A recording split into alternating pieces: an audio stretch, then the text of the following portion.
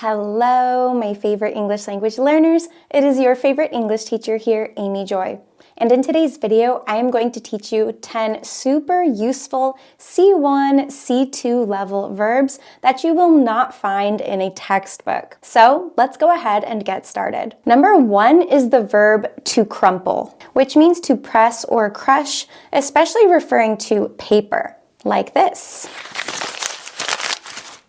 For example, Lisa wasn't happy with her work, so she crumpled it up and started over. Number 2, to cram. This means to force something into a small space. For example, the cows were all crammed into the same cage. Or after her breakup, she crammed a lot of activities into her schedule to distract herself. Or for me, whenever I travel, I have to cram all of my clothes into my suitcase. Now, since the verb to cram means to force something into a small space, we also have a figurative definition related to studying. So to cram can also mean to study a lot in a short period of time, especially the night before an exam. For example, Josh barely studied all semester for his chemistry course, so he has to cram the night before his final exam. He has to study all of the material right before the test. He has to cram. Number 3, to flip. This simply means to turn over. For example, my husband is really good at making pancakes.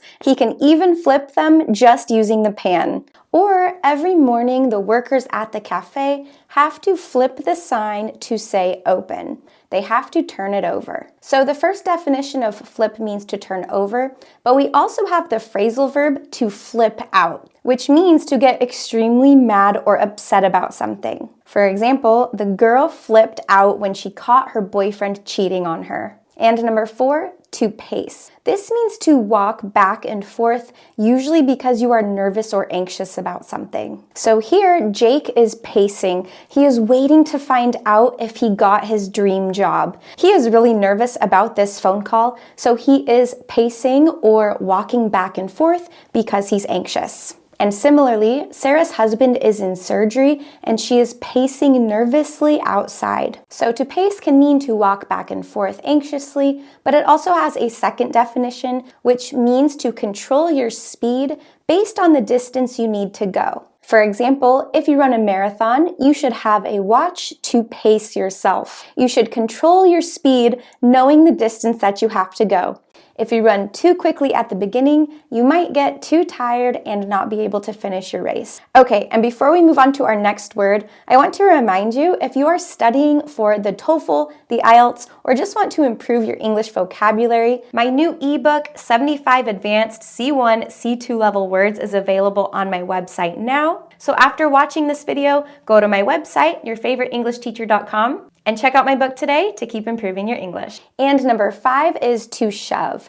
And the first definition of this word means to push someone very hard. For example, the two men got into a fight after one shoved the other. He pushed him very hard, so they got into a fight. Or I accidentally shoved a woman on the train, so I apologized. Usually in really crowded trains, we end up pushing one another or shoving one another to get inside. So if you accidentally shove someone, you should apologize. And the second definition of shove means to force something into a small space, and this is a synonym for our earlier verb, to cram. So again, whenever I travel, I have to cram or shove all of my clothes into my suitcase. And number 6 is to skip, and this word has 2 definitions. The first meaning of this word is to move forward by jumping with each step. And usually little kids do this. For example, the little girl skipped into her classroom on her birthday. But the second meaning of to skip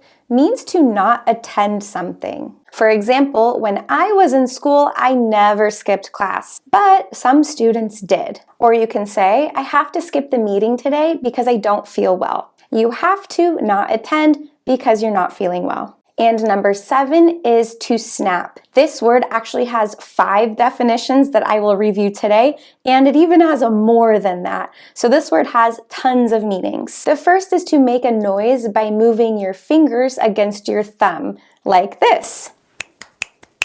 Can you snap? And in a sentence we can say, she snapped her fingers to get his attention. And to snap can also mean to break something in half. For example, the rope snapped in half, or the tree branch snapped and landed on the ground.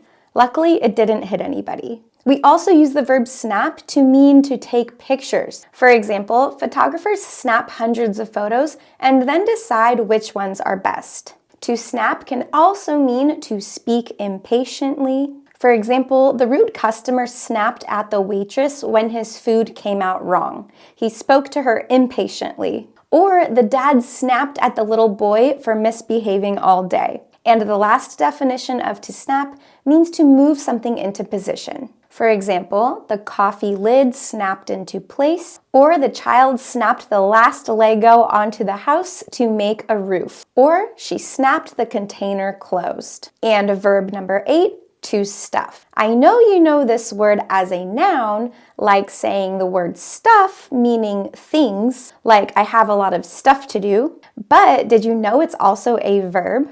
And this means to shove, cram, insert, or put something inside something else. So again, whenever I travel, I always have to stuff, cram, or shove all of my clothes into my suitcase. And in another example, my mom makes really yummy stuffed bell peppers. She makes a filling with meat and cheese and then stuffs the pepper with it. And since the meaning of to stuff means to fill or put something inside of something else, we can actually use this word as an adjective too, to mean full. So I can say, I am always stuffed after eating my mom's stuffed bell peppers. So a really useful phrase in English is I'm stuffed.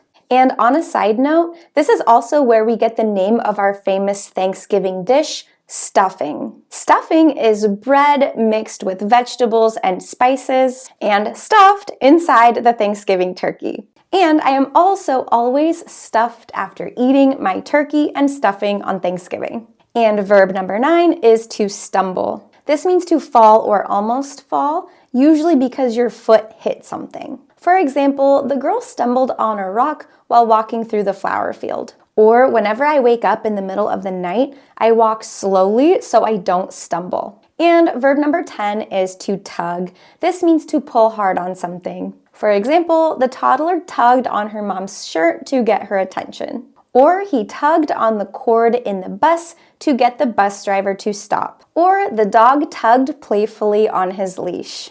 Okay, well there you have it, 10 advanced C1, C2 level verbs that you will not find in regular textbooks. Thank you so much for watching this video. I hope you learned something new. If you did, make sure you like it and subscribe to my channel so you can keep improving your English with me. I'll see you next time. Bye!